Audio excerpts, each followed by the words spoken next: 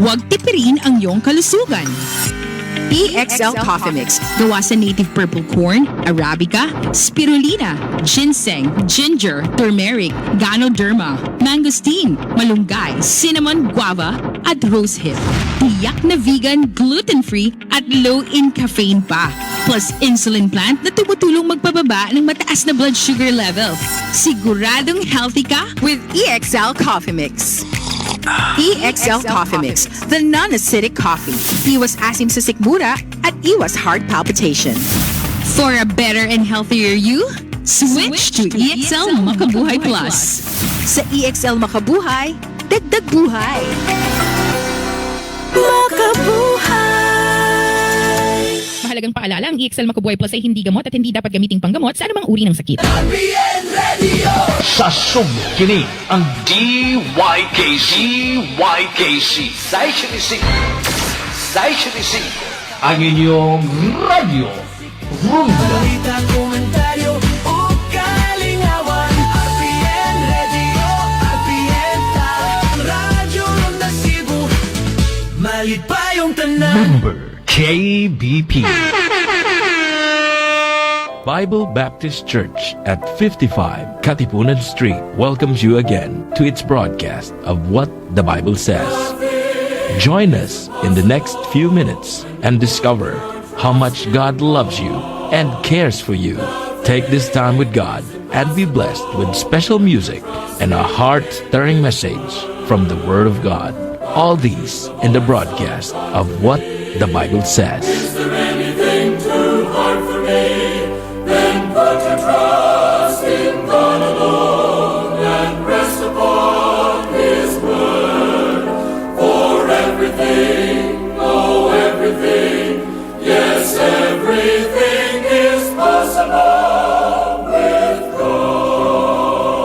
And now, here's Pastor Kent Gisalva for today's message. Maayong bundag makigsunan ko sa kanginan og ninasad ta sa atong tulumanon What the Bible Says. O karong adlaw special nga Sunday tungod kay we are celebrating Father's Sunday. Salamat sa Ginoo sa atong mga amahan, mao ni ang gihatagan og leadership role sumala sa Biblia sa atong tagsa-tagsa nga mga panimalay. Busa kung ikaw usa ka amahan sama kanako, let's take this opportunity nga gihatag sa Ginoo to be able to develop our leadership in the home. Now, there is no perfect father. That is why we have our Heavenly Father. Og nagpasalamat ta sa dihang nakaangko na ta og kalawasan diha ni Kristo Jesus. Nahimot ang anak sa Dios og ang Dios ato ng langitnon nga amahan. Busa, magpasalamat ta nga naatay Biblia nga makagiya kanato unsang klase nga amahan ang atong naangkon ug atong na tagamtaman ang atong kinabuhi anaa na diha sa Ginoo. Busa, magpasalamat ta nga pinaagi ni Jesus Christ ang Dios anak nga kita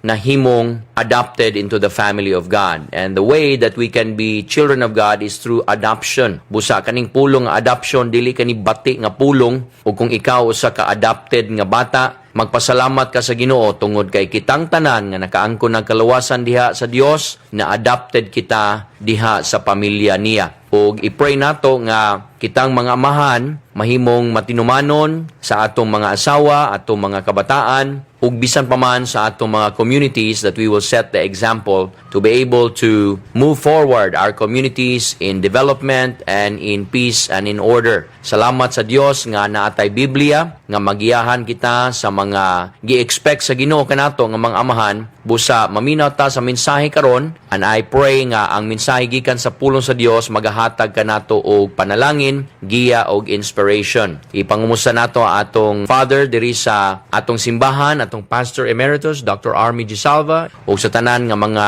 deacons nato, mga amahan ni sila, ug atong mga ministry leaders, atong extension pastors, mission pastors, at the same time organized pastors that are here in the Philippines and all over the world. Also, we would like to thank God for our leaders in World in Need Baptist Church in Magikay, Mandawi City, uban sa atong mga ministry leaders, care leaders, area leaders, and of course, ang atong mga faithful fathers sa both churches here in Katipunan and Magikay. Yan po nato sa atong pag-celebrate nining atong Father Sunday. Ang Diyos gayod mo'y mahimaya o kung adun na may amahan karon nga naminaw ni ining atong programa nga wa pa makaangkon og kaluwasan diha ni Kristo Jesus, iawhag ko kamo. Ang kuna nga atubangan sa Dios kita makasasala nga dili makaluwas atong kaugalingon tungod kay dili gyud ta kaabot sa standard sa pagkamatarong og tuhui og dawata ang solusyon sa atong pagkakabos, sa atong makasasala, mao si Hesus Kristo, ang gipadala sa langit, ang Dios anak nga nahimong tao, nagsulob siya og pagkatao alang sa paghalad sa iyang kinabuhi, iyang lawas, iyang dugo dito sa cross sa Kalbaryo nga mao'y bayad sa tanan nato mga sala.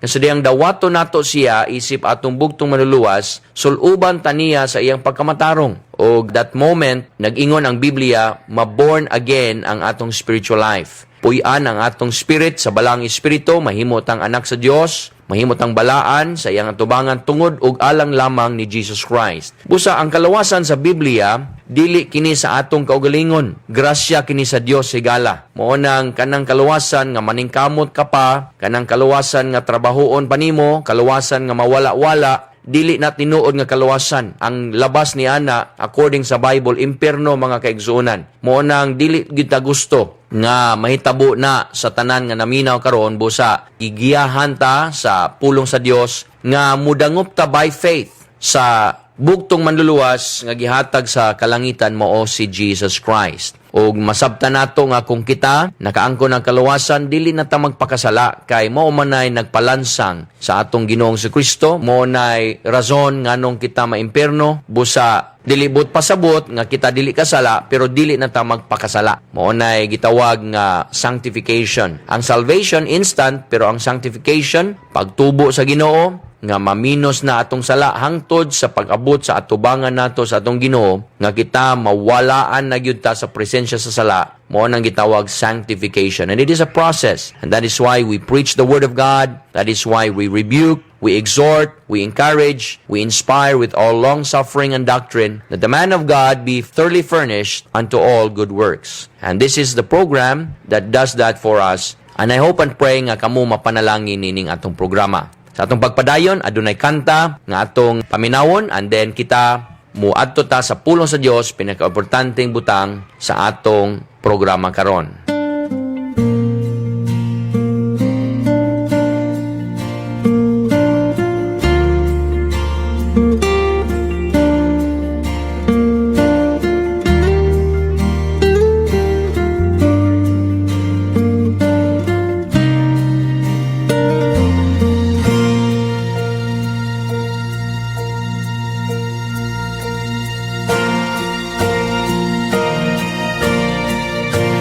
Sovereign God, O matchless King, the saints adore, the angels sing and fall before the throne of grace. To you belongs the highest praise. He sufferings this passing time.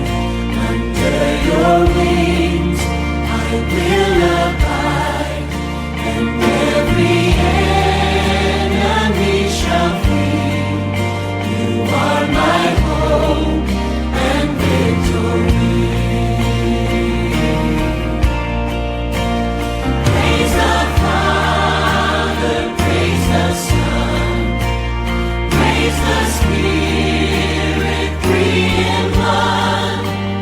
Clothed in power and in grace, the name above all other names.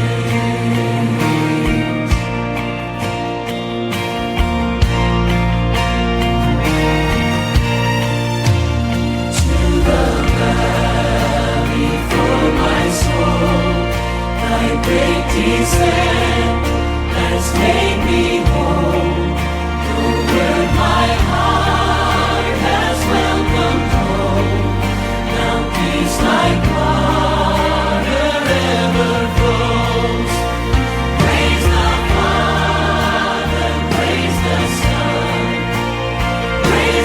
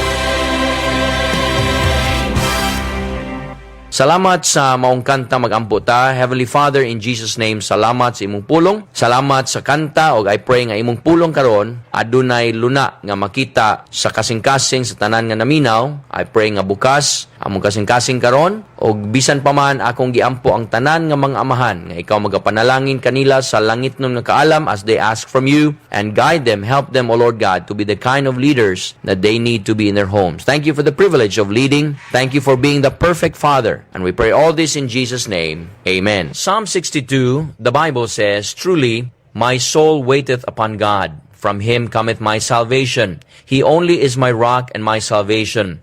He is my defense. I shall not be greatly moved. How long will ye imagine mischief against a man? Ye shall be slain, all of you, as a bowing wall. Ye shall be, and as a tottering fence." Verse number 4, "They only consult to cast him down from his excellency. They delight in lies. They bless with their mouth, but they curse inwardly. Selah. My soul, wait thou only upon God, for my expectation is from him. He only is my rock and my salvation. He is my defense. I shall not be moved. In God is my salvation and my glory, the rock of my strength, and my refuge is in God. Trust him at all times, ye people. Pour out your heart before him. God is a refuge for us. Selah. Surely men of low degree are vanity, and men of high degree are a lie. To be laid in the balance, they are altogether lighter than vanity. Trust not in oppression, and become not vain in robbery. If riches increase, set not your heart upon them. God hath spoken once, twice have I heard this, that power belongeth unto God. Also unto thee, O Lord, belongeth mercy, for thou renderest to every man according to his work. Just before the green recruit made his first parachute jump, his sergeant reminded him, "Count to 10 and pull the first ripcord. If it snarls, pull the second ripcord for the auxiliary chute. After you land, our truck will pick you up to take you back to the base." The paratrooper took a deep breath and jumped. He counted to 10 and then pulled the first cord. Walay nahitabo. Then he pulled the second cord. Again, walay nahitabo. As he flew rapidly earthward and down toward the ground, he said to himself, "I bet that stupid truck won't be there to pick me up either." Psalm 62 was a psalm written by David during a hard time in his life. The background of Psalm 62 is that anguishing time nga ang anak ni David, si Absalom, nisukol batok kaniya. What a heartbreak as a father nga ang imong anak mo sukol batok kanimo. Mo go against sa imong desire, good desire sa imong kinabuhi. Absalom had been attempting to take away the throne from David, and a conspiracy that was growing stronger each day.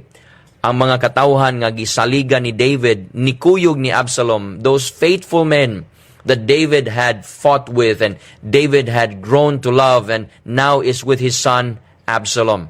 It was a very disturbing and distressing time for David. As a father, as a leader, that is a hard thing to face in life. In Psalm 62, David tells us what he did during this hard time in his life. And it would be great for us fathers and for leaders to look at what David did. And the Holy Spirit of God penned this down in His Word through David to give us instructions on what to do during times like this. First of all, we find we should turn to the Lord in hard times. I know life is hard. Life is never easy. Dili mo pili ang kalisod kung ikaw dato o pobre, lalaki ka, babayi ka, naa kay grado o walay grado. Ang kalisod sa kinabuhi, muagig yun na sa tanan. O nakita nato, David, he was already a king. He was rich. He was in power, but yet, this hardship, this trial sa iyang kinabuhi, niabot gihapon. Unsay giingon diri sa unang gisulti niya sa verse number 1, "Truly, my soul waiteth upon God." In the hard times of life, David turned to the Lord. When the hard times come sa atong kinabuhi, fathers, we should turn to the Lord. We should turn to the one who can really help us. To put it another way, we need to take our problems to the Lord. Dr. M.R. Dehan once said, kaning daghan kayo og mga devotional sa Our Daily Bread, the greatest sermons I have ever heard were not preached from pulpits but from sickbeds.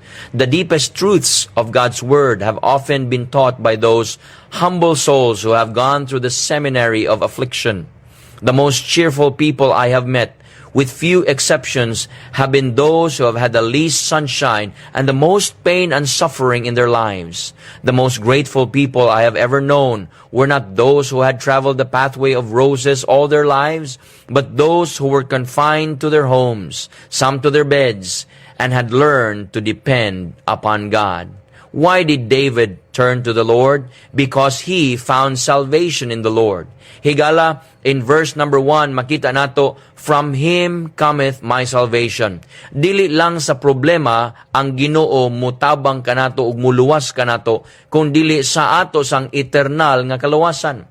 You see, higala, kung ikaw wala pa nimo maangkon sa Jesucristo, isip bugtong manluluwas imong kinabuhi. Higala, ikaw ug ako, kung dili nato himuon kana, mahibulag kita sa Ginoo. Adto ta sa linaw nga kalayo. Muadto ta sa eternal nga torment ug anguish and travail ug kasakit, mao kana ang linaw nga kalayo. And in the hard times, when David turned to the Lord, God was his salvation physically. God was his salvation spiritually. Have you been born again today? Turn to the Lord. Make Him your Savior. And when that happens, higala, the Bible says, you will become a child of God. And as a child of God, our Heavenly Father will take care of us. Higala, do not be afraid to be born again. Being born again is not a religion. Being born again is a relationship that you enter into once you accept the Lord Jesus Christ. Many people accept Christ, but they do not let go of their religion. They do not let go of their sacraments and their rituals and all their rules and regulations that they make in life. But listen, let me tell you from the Word of God, salvation is by grace through faith in Christ alone. Jesus Christ fulfilled all the requirements needed so that you and I can be saved. Mo nang lisod ang kaluwasan by faith, nga naman, dili gyud mutuo ang tao nga kana kasimple sa pagdawat lamang ni Jesus Christ, pag-angkon nga kita dili kaluwas sa atong kaugalingon, atubangan sa Dios kita makasasala, ug sa atong pagdawat mahimo tang matarong, lisod na himuon. Kay gusto gyud tang maningkamot sa atong kaugalingon. That is why niingon ang Ginoo sa Mateo Kapitulo 7 nga lapad ang dalan nga nagpadulong sa kalaglagan ug daghan ang muadtoan ang maong dalan. Gamay ug kitid ang dalan nga nagpadulong sa kinabuhi ug gamay lang ang makakita niini. So David turned to the Lord for salvation. He knew that in the hard times the Lord could deliver him, and you can also be delivered from your sin. You can be delivered from your problems. He not only found salvation in the Lord, he found security in the Lord. In verse number 2, the Bible says, God is my defense. He found the Lord to be his protection, his refuge. Abraham Lincoln said, I told God that I had done all that I could, and that now the result was in his hands. That if this country was to be saved, it was because he willed it. The burden rolled off my shoulders. My intense anxiety and worry was relieved, and in its place came a great trustfulness. When we go through the hard times, and Abraham Lincoln went through hard times, we find that the Lord is our security. The Lord is our salvation. And the Lord, number 3, is our strength. The Bible says in verse 2, I shall not be greatly moved. Higala, paminaw, God is to be turned to in our distresses in life. We should turn to the Lord. And not only should we turn to the Lord, we should also trust in the Lord. Tanawa sa verse number 8, trust in Him at all times, ye people. The Prince of Preachers, Charles Haddon Spurgeon, said this, it had been well said that we write our benefits in dust and our injuries in marble. And it is equally true that we generally inscribe our afflictions upon brass, while the records of the deliverances of God are written in water. We should trust in the Lord at all times. David had written his victories in the marble parts of his mind and heart. He remembered and drew courage from what God had done for him in the past. Paminaw higala. That is why we need to obey God sa atong pagsunod sa Ginoo. Then we receive His blessing. We receive a good experience in our life nga atong masulat sa atong mga hunahuna that when hard times come, makahinumdum ta sa atong good experiences with God, sa atong pagsunod sa Ginoo, sa atong pagsalig sa Ginoo, sa iyang pagluwas kanato. And then we can continue to stand on God's promises and His Word. Mo nang giingon diri sa Proverbs chapter 3 verse number 5, trust in the Lord with what? All thine heart. Dili lang part of our heart, but with all our heart. And lean not in thine own understanding. In all thy ways acknowledge Him, verse number 6, and He shall direct our paths. We should trust in the Lord.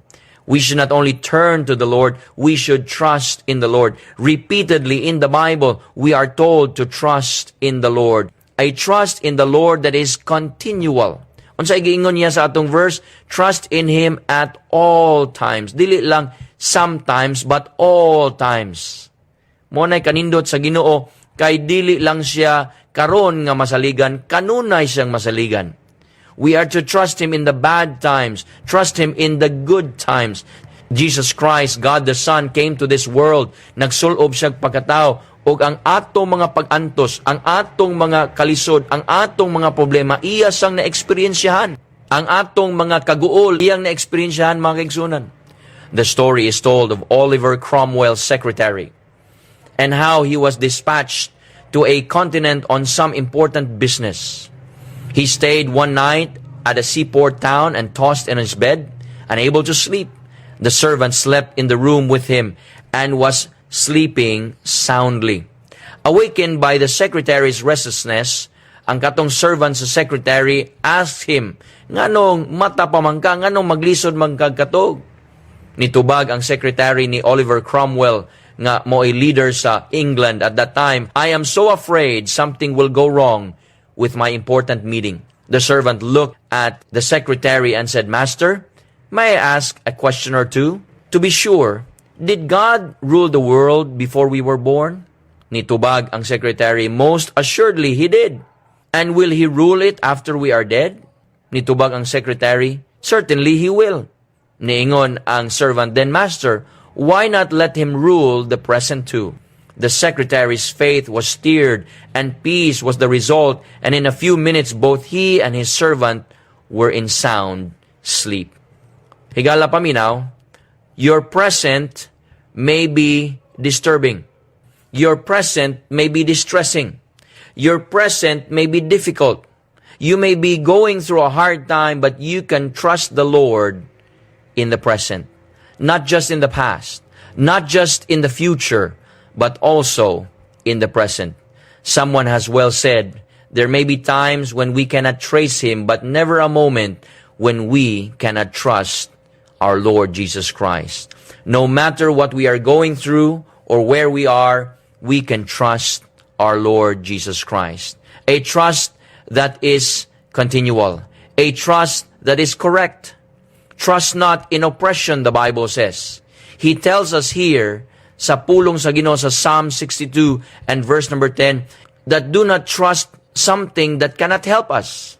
The word oppression speaks of that which has been gained unjustly. Kana bang butang nga imong nakuha nga dili insakto ang pagkuha? That means we are not to trust in our possessions, bank accounts, friends, sa atong mga problema. Listen, thank God for money and bank accounts. But if you put your trust there, you and I know nga moonay usahay cause sa atong kaguol. Kay mawala unya. Unya kung higala atong saligan, mo kagyo unya o mo betray nato. The Lord is our strength. Trust in the Lord. A trust that is, the Bible says, correct.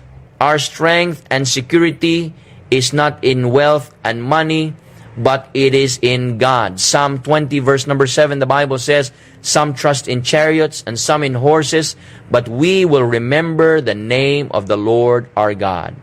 Number 1, we should turn to the Lord. Number 2, we should trust in the Lord. And number 3, we should talk to the Lord. We are to pour out our hearts to the Lord freely. Ingon siya diri sa verse number 8, trust in Him at all times, ye people. Pour out your heart before Him. Ihatag na ang imong kaguol, ang imong kakulba sa Dios. Ang imong mga pagduda, ang imong mga problema freely. Ang sa giingon diri sa verse 5, my soul, wait thou only upon God, for my expectation is from Him. Kita nimo na, wa na tay lain pa nga gisaligan. Si David wa nay lain pang gilauman kung dili ang Ginoo. Ug iyang gipadayag na sa Ginoo. There have been times when people would come to me and they would say, Pastor, I need to talk to you, as we sit down and they break down and pour their hearts to me. And that is what David is talking about. You know, just pour your heart to the Lord. It's nice nga naatay pahungawan nga tao, pero mga kaigsunan, ang the best nimong mapahungawan ang Ginoo. Kaysa dihang naminaw siya, dili ka kakita niya, pero naminaw siya nimo, naana dayon siya yung mga solution nga ihatag niya sa imong kinabuhi. Are you going through a tough time today? Pour your heart to the Lord freely. Pour your heart to the Lord fully. By that, we mean that we can tell Him everything. Ayaw kahadlok nga ipadayag nimo ang tanan sa Ginoo. Kabalo ang Ginoo sa atong kasing-kasing. Dili nato mailad ang Ginoo higala. Kabalo ang Ginoo sa atong pagbati, sa atong giagian. Busa, importante gyud nga full ang atong paghatag sa Ginoo sa atong problema.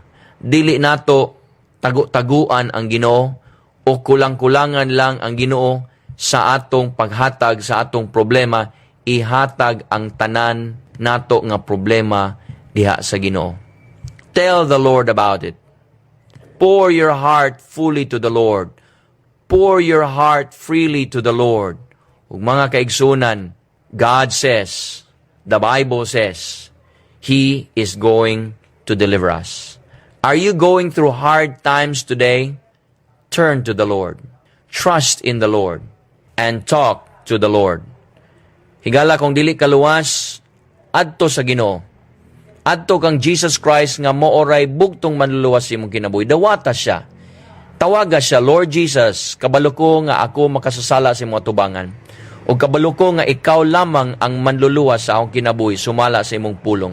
Sulod sa akong kasing-kasing karong og luwas sa ako. Himo ako usa sa imong mga anak. Salamat Ginoo sa imong kaluwasan nga imong gihatag kanako. Kining tanan akong giampo in Jesus name. Amen. Mayong adlaw kanatong tanan. God bless you today. You have just heard the broadcast of What the Bible Says. Should you need any spiritual counsel or help, write us. Our address is P.O. Box 301, Cebu City, 6000. Or call us at 261-1900. Join us for another broadcast of What the Bible Says.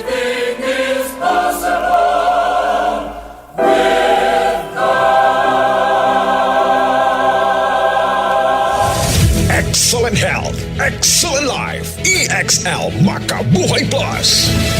Hi, I'm Ernie Abelia. I'd like to tell you about EXL Black Coffee. I take this every morning.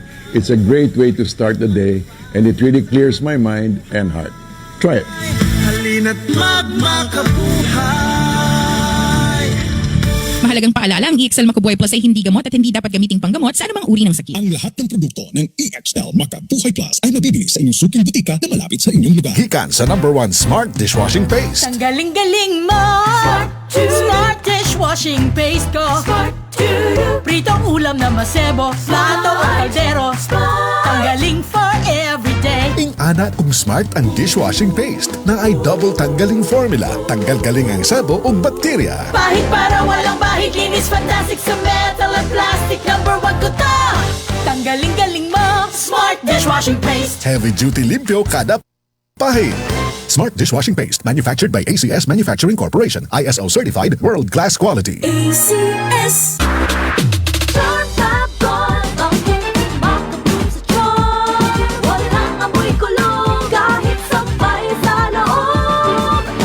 Charm Fabric Conditioner with Bloom Fresh technology.